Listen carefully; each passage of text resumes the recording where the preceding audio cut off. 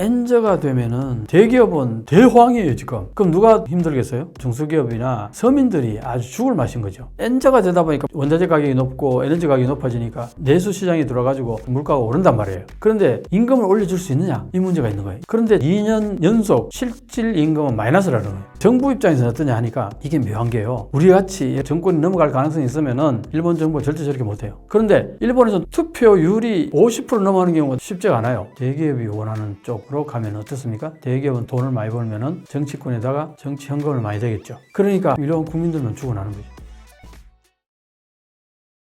최근 일본 주가가 역대급 호황이다 이런 얘기가 많이 나오고 있습니다. 일본 주가가 급상승하게 된 원인은 무엇이라고 보시나요? 일본 주가가 이제 상승을 했는데 이제 첫째는 원인이겠고 두 번째는 그래서 그게 어떻다는 거냐 두 가지 문제를 가지고 이제 얘기를 할 수 있겠는데 주가가 급상승하게 된 원인은요 가장 큰 거는 엔저입니다. 엔저는 자 그럼 어떤 현상을 일으키느냐 엔저로 인해 가지고 대기업들이 돈을 벌어요. 자, 대기업들은 어떻게 해서 돈을 버느냐 수출품이 갑자기 늘어나거나 이러질 않아요. 왜냐 수출할 만한 대기업들은 공장들을 유행하는 건 대부분 다 해외로 이전했기 때문에 과거에는 이제 일본에서 수출품들을 많이 수출했을 경우에는 엔저가 되면은 이 가격을 다운시킬 수 있잖아요. 가격 경쟁력에 있어 수출이 많이 됐다고요. 근데 지금은 일본에서 수출할 만한 그 대기업 제품 같은 건 대부분 다 해외 공장에서 다 생산을 하거든요. 그러다 보니까 엔저로 인해서 수출이 더 늘어난다거나 양이 더 늘어난다거나 이런 건 별로 없어요. 자, 그러면 뭐 때문에 돈을 버느냐? 똑같은 제품을 그대로 파는데도 1달러 어치 팔았다면 과거에는 100엔, 110엔 벌어들인 거잖아요. 1달러치 팔면은. 근데 지금 1달러치 팔면은 150엔, 160엔인 거예요. 그럼 일본에서는 엔화로 계산하는 거잖아요. 엔화로 계산하면은 20, 30% 는 거잖아요. 그러니까 대기업들은 해외에서 장사를 하니까 달러로 돈을 번단 말이에요. 그러니까 그 달러가 국내로 들어왔을 때에 엔화로 환산했을 때 30% 이상 더 늘어난단 말이에요. 영업이익이. 그러니까 그것 때문에 대기업들은 대호황인 거죠. 그래서 이제 워렌 버핏 같은 경우는 이걸 이미 이제 안 거죠. 엔저가 되면은 대기업이 돈을 많이 벌 거라는 거 아니까 대기업에다가 투자를 했어요. 워렌 버핏이 투자를 하니까 많은 사람들이 따라왔겠죠. 이것도 굉장히 크고요. 그럼 결국 뭐냐? 엔저로 인해 가지고 변동사항이 생긴 거예요. 대기업이 갑자기 이렇게 수익이 좋아지는. 그러니까 지금까지는 쳐다도 안 보던 소위 말하는 해외 투자자들이 일본의 대기업에 집중적으로 투자를 하기 시작한 거예요. 근데 사실은 주식은 보면은 몇 개가 끌어올린다고요. 대형주가. 그게 대부분 보면 일본의 대기업들, 상사들 또 하나는 이제 반도체 제조 장치 있잖아요. 도쿄 일렉트론이라는 회사가 있어요. 이게 한 10년 사이에 20배 팽창했다 그래요. 그래서 지금에서 일본에서는요. 시가총액이 도요타 밑에 두 번째라는 겁니다. 그러니까 도쿄 일렉트론이 엄청나게 끌어올린 거예요. 이 주가를. 10년 사이 20% 팽창했다니까. 그러니까 반도체 소재하고 장비 이쪽 기업들은 꽤 주식이 좋아진 거죠. 그런 부분들이 이제 있었다는 거고. 그 다음에 또 하나 해외에서 이제 일본 주식을 사는 이유는 엔저로 인해 가지고 주식이 가격이 싸 보이는 거예요. 사놓으면은 이게 나중에는 어떻게 엔고로 갈 가능성이 있잖아요. 엔고로 가게 되면 그 환율 차로 또 돈을 벌 수 있다고 본 거예요. 환차익으로. 그래서 이제 엔고로 가게 되면 주식이 떨어지잖아요. 그 떨어지기 전에 엔고로 가면서 주식이 떨어지는 그 시차를 잘 활용해 가지고 그때 잽싸게 파는다. 이런 개념으로 일본 주식을 산다는 거예요. 그러니까 이게 이제 일본 기업이 대단히 좋아져서 거기에 투자하는 거는 대기업, 그 다음에 방금 말했듯이 반도체, 소재, 장비 업체 여기에 집중되는 거지 그 외에 다른 어떤 일본의 일반적인 기업들에는 별로 영향이 없다는 거예요. 주식에. 가장 강력한 또 이유가 하나 뭐냐니까 중국이 지금 어떻습니까? 중국이 완전 초토화됐죠. 부동산 문제로 중국 경제가 완전 파탄난다 이런 얘기가 나오니까 중국의 주가가 계속 내리막을 걸어온 거예요. 그러다 보니까 지친 투자가들이 중국에서 돈을 다 빼가지고 미국이나 일본으로 막 쏟아져 들어온 거예요. 이게 굉장히 크다는 겁니다. 그래서 그게 이제 또 큰 하나 요인이었고, 그 다음에 또 하나는 뭐냐니까요. 일본 정부가 독려한 부분이 있어요. PBR이라고 아시죠? 상장 기업의 주식 가격이 자기 자산 규모하고 같을 때 1이라고 보는데 1 이하 기업들이 너무 많았던 거예요. 일본에. 4,000개 정도면 1,800개 정도 기업들이 그렇다는 거예요. 그래서 이제 도쿄 정권에서 강하게 드라이브를 걸었어요. PBR 1 이상으로 올려라. 안 그러면은 폐장시켜버리겠다. 그렇게까지 압박을 주고 하니까 어떻게 했어요? PBR 1 이하 되는 기업들은 반드시 올라갈 거라고 볼 수 있잖아요. 그 해외에서 그걸 사는 거죠. 정책으로 때리니까 올릴 수밖에 없을 거라고 알고 그걸 보고 산다는 거죠. 여러 가지 몇 개 이유가 있었죠.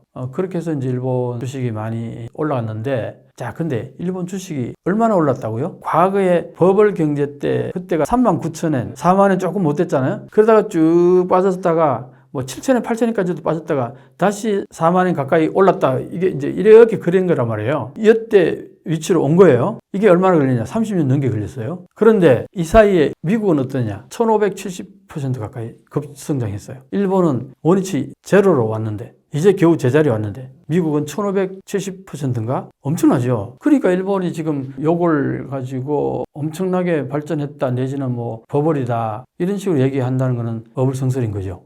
최근 들어서 유독 이렇게 오르다 보니까 사람들이 그거에만 현혹이 됐는데 그러니까 아니 너무 죽어 있다가 오르니까 이제 오른 것으로 보이는 거죠. 실제로 객관적으로 이렇게 팩트를 놓고 보면은 일본은 그동안 한마디로 좀비같이 누워 있다가 이제 서서히 조금 일어나서 기동을 시작한 거라 이렇게 볼 수 있는 거죠. 근데 이것도 사실은 언제 꺼질지 모른다는 얘기가 계속 나와요. 4만 이상 5만까지 갈 거라고 막 난리 법석 들다가 지금 보면은 4만은 못 넘어가요. 계속 왔다 갔다 거기서 계속 깔짝깔짝 하잖아요. 이게 계속 될 거라고 보는 거죠.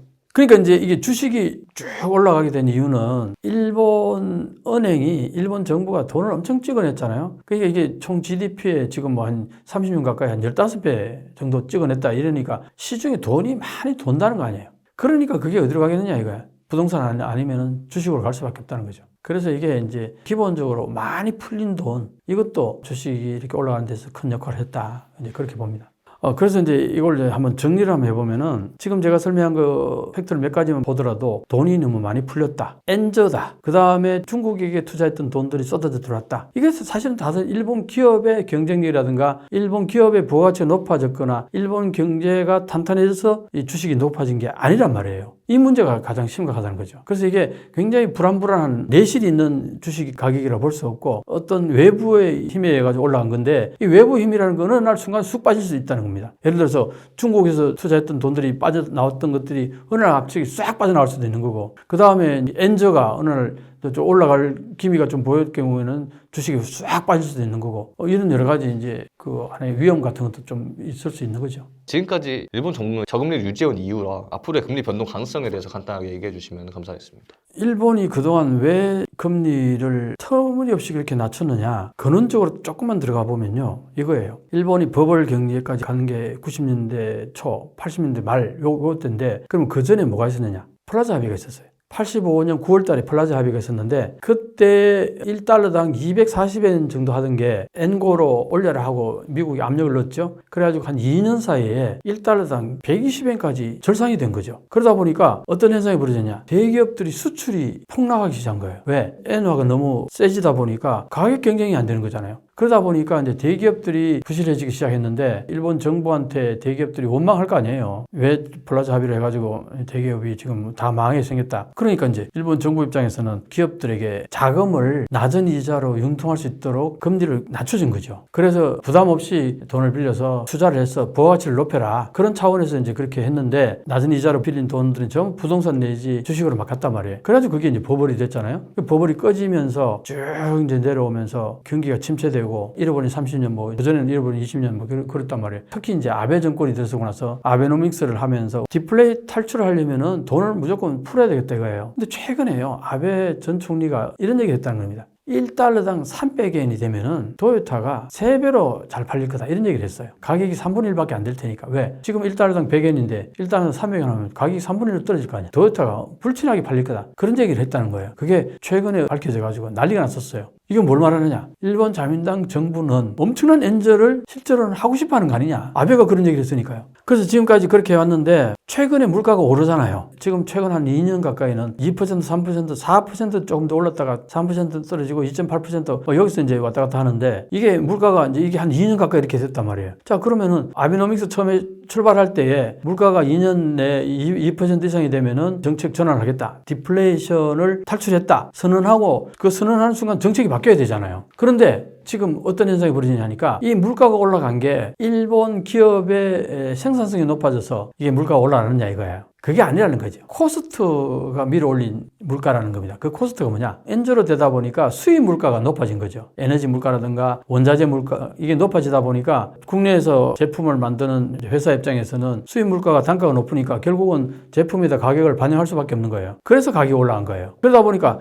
일본 기업의 생산성이 높아져서 부가가치가 높아져서 그 다음에 수요가 창출이 많이 돼서 수요가 창출되는 건 임금이 많이 올려져서 수요가 늘어나서 그래서 물가가 올라가느냐? 그게 아니라는 거예요. 그러니까 이것 때문에 고민이 되는 거지. 이거는 왜? 외부적인 요인이기 때문에 외부적인 요인은 어떻게 변하면 또다시 디플레이로 갈 가능성이 있다 이거. 물가 떨어질 가능성이 있다 이거. 그래서 일본 은행의 입장에서는 굉장히 신중했어요. 왜냐하면 과거에 그런 한 두어 번 정도의 실패 경험이 있었어. 그 물가가 조금 오른다고 해서 바로 금리를 올렸더니 완전히 엉망이 돼버린 적이 있었어요. 몇 번이나. 그래서 이번에는 되게 신중하게 접근하는데 근데 이번에 물가가 그렇게 2년 이상이 그렇게 올랐음에도 불구하고 디플레이 탈출 선언을 못 하는 거예요. 그런데 여기에서 이제 정부하고 이 일본 은행하고 바라보는 시각이 조금 달라요. 조금 전에 말했듯이 아베 전 총리가 얘기했듯이 일본 정부 입장에서는 아직 디플레이션 탈출이 안 됐다고 보는 거예요. 그러면 계속 어떻게 해요? 돈도 많이 풀어야 되고 그 다음에 적극 재정을 계속 시행해야 될 거 아니에요. 자, 이게 한번 보세요. 적극 재정이라는 건 뭡니까? 정부 예산을 많이 만들어 가지고 공공사업이라든가 여러 가지 그 정부 예산을 많이 투자해 가지고 시중의 경기를 부양한다는 거잖아요. 그죠? 그 정책 자체가. 그런데 이걸 하면 어떻습니까? 정치권에서는 표 얻기 쉽겠죠. 그러니까 일본 자민당 입장에서는 적극 재정을 계속 유지하고 싶은 거예요. 적극 재정을 계속 유지하려면은 지금 디플레이 탈출했다고 선언하는 순간 할 수가 없어요. 그러니까 이게 정치권하고 이게 다 이게 연계가 되는 거예요, 이게. 그래서 일본 자민당 정치권에서는 디플레이 탈출했다고 선언하기를 되게 주저하고 있고 일본 은행 입장에서는 이대로 놔뒀다가는 이게 엔저로 계속 갈 가능성이 높으니까 금리를 올려야겠다고 보는 거예요. 근데 이게 이제 서로 안 맞는 거죠. 그래서 이제 서로 부딪힌 부분도 있다. 그렇게 얘기를 하더라고요. 정부하고 일본 은행하고.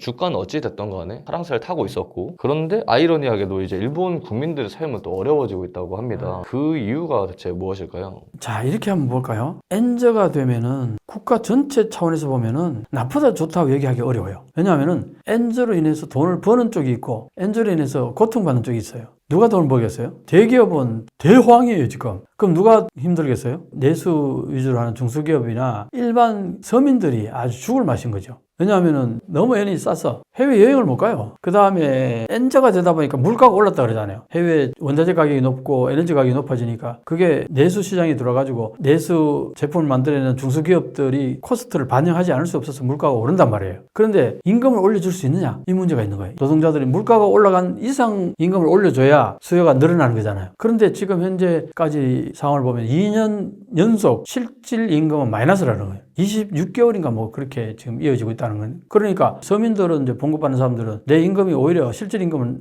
더 낮아진 거예요. 거기다가 엔저까지 국내에서도 수요 창출이 힘들고 해외여행 거의 못 가고 서민들 입장에서 보면 죽을 맛인 거죠. 근데 대기업은 어떻다고요? 대기업은 대호황인 거예요. 그러니까 자 정부 입장에서는 어떠냐 하니까 이게 묘한 게요. 우리 같이 예를 들어서 투표에 많이 나가서 야당도 찍고 막 그래가지고 정권이 넘어갈 가능성이 있으면은 일본 정부가 절대 저렇게 못해요. 서민들에게 고통을 주는 정책을 못 편다고요. 그런데 일본에서는 투표를 하면요. 투표율이 50% 넘어가는 경우가 쉽지가 않아요. 그러니까 투표 별로 안 간다는 거죠. 특히 야당 성향의 사람들 거의 안 갑니다. 잘. 그럼 누가 가느냐? 골수 자민당 지지파들은 거의 다 갑니다. 연세 있는 분들이나 20, 30% 된단 말이에요. 이 사람들은 꼭 가서 투표를 해요. 자 그러면은 결국 야당으로 정권이 넘어갈 가능성이 거의 제로인 상태에서 자민당만 계속 일당 독재를 계속 해나갈 수 있으니까 서민들의 요구는 전혀 고려 사항에 넣지 않아요. 그러면 누구예요? 고려사? 대기업이 원하는 쪽으로 가면 어떻습니까? 대기업은 돈을 많이 벌면은 정치권에다가 정치 현금을 많이 되겠죠. 이런 문제가 있으니까 그러니까 한마디로 말해서 일본의 정부 입장에서는 엔저로 가는 거에 대해서 나쁘게 생각 안 한다는 거죠. 그럼 이런 국민들만 죽어나는 거죠. 아무래도 최근 우리나라 경기가 좀 안 좋다 보니까 고령화도 심해지고 그래서 일본과 비슷해진다 이런 얘기가 종종 들리고 있는데 과연 한국도 일본처럼 장기 경제 침체를 겪게 될까요? 결론부터 말하면은 우리하고 일본은 많이 다르다. 잃어버린 30년 일본의 그 침체를 따라간다. 여기는 강력하게 나는 반대예요. 그렇지 않다고 나는 보는데 그러면 일본의 전철을 밟을 것이다 하고 그렇게 비판하는 사람들이 근거는 뭐냐 했을 때 급속도로 진행되는 고령화하고 저출산 문제. 우리는 이게 고령화하고 저출산 문제가 일본보다 더 급속도로 진전된다. 그래서 과거에 일본이 나빴던 이유는 대부분 고령화 문제하고 저출산 문제. 왜 이게 큰 문제인지 알아요? 일본은 내수 시장을 중시하잖아요. 내수 시장에다가 주 포커스를 두다 보니까 내수 시장이라는 거는 노령화되면 될수록 구매력이 떨어지죠. 돈을 안 써요. 장롱에다가 현금을 처박아 놓고 돈을 안 씁니다. 그렇죠? 그 다음에 저출산이 되면 어떻게? 청년들이 그래도 돈을 많이 벌어서 소비를 많이 해야 되는데 저출산이 되니까 그 내수 시장이 자꾸 줄어드는 거예요. 그럼 일본 입장에서는 기업들은 기업 수가 엄청나게 많아요. 일본에는. 특히 중소기업들이. 그러면은 자 서로 경쟁을 해가지고 도태되는 기업이 나오면은 거기에서 퇴출된 직장인들이 더 괜찮은 데로 옮겨갈 수 있잖아요. 그래서 거기에서 이 부가가치가 잘 나는 회사는 더 크게 발전하고, 그래서 잘 나가는 회사는 더 인원을 많이 보충해가지고 더 번창할 수도 있는데, 지금 현재 일본 상황 어떠냐니까 전부 많은 기업들이 퇴출이 안 돼요. 왜 그러냐 하면은 정부가 웬간하면 보조를 해줘가지고 소위 말해 좀비 기업으로 유지를 시켜준다는 얘기예요. 이게 아주 일본의 고질적인 문제라고 그래요. 그래서 일본은 사회주의 국가라고 하는 이유가 여기 있어요. 중소기업들이 앓는 소리를 하게 되면 정부가 보조를 해주고 이렇게 해주니까 그 돈은 다 어디 갑니까? 그래서 일본의 정부 부채가 265%나 된 거예요. 근데 한국은 어떠냐? 한국은 내수 시장 지향이 아니죠. 대부분 다 수출 지향입니다. 한국은 예전부터 수출 지향 국가였어요. 그래서 지금 보면은 드라마도 수출이고 K-팝도 수출이고, 그래서 일본에서 항상 그 얘기를 합니다. 한국은 처음부터 국제 시장을 내다보고 그렇게 해야 하는데, 일본은 내수 시장만 봐도 충분히 먹고 사니까 서로 달랐다. 근데 그게 그렇게 분석하는 것 자체가 맞긴 한데, 항상 일본은 그 내수시장 지향을 그렇게 정당화해 왔어요, 그걸. 왜? 자기들은 굳이 그렇게 피 튀기는 경쟁하지 않고도 국내에서 웬간하면은 먹고 사는 시장 없다 이거야. 그래서 한국이 불쌍하다 이런 식으로 봤어요. 한국은 먹고 살려고 저렇게 전 세계하고 피 튀기게 경쟁을 하고 앉았다. 그래서 한국은 불행한 사회다 이런 얘기까지 했어요. 우리는 그렇게 경쟁이 심해서 어쨌든 전 세계로 뻗어나갔단 말이에요. 그래서 이제 우리는 고령화라든가 저출산이 시장하고 바로 직결되는 문제는 아니었어요. 우리 제품을 팔아야 되는 시장이 자꾸 축소된다 이런 차원이 아니라는 거예요. 우리는. 일본은 달랐잖아요. 고령화 저출산은 바로 시장하고 연결되는 거고, 우리는 수출 지향이기 때문에 고령화 저출산이 시장하고 바로 연결되는 게 아니란 말이죠. 그러니까 경제 문제하고는 좀 약간 다른 문제이긴 해요. 한국은. 그런 차원에서 저출산 고령화 문제가 일본이 걸어온 거기들을 그대로 따라간다 이 말은 안 맞다 이 얘기를 내가 하는 거고, 뭐 조금 하나 더 예를 든다면은 우리 K-팝이라든가 드라마라든가 영화를 만드는데 그게 지금 세계에서 엄청나게 각광을 받으면서 많은 돈을 벌잖아요. 그런데 거기에 종사하는 인원이 그 부가가치에 비해 가지고는 규모가 그렇게 크지가 않아요. 종사하는 인구가. 그 부가가치가 굉장히 높다는 거죠, 우리는. 그래서 이거는 뭘 말하냐? 우리는 인구가 적어도 부가가치를 높이면은 시장의 문제하고는, 일본이 고민하는 그런 저출산 고령화가 바로 시장하고 직결되는 그런 문제하고는 우리는 다른 문제다 얘기예요. 그래서 우리는 이런 일본의 그 고민을 우리가 따라가는 건 아니다. 난 그렇게 얘기하는 거죠.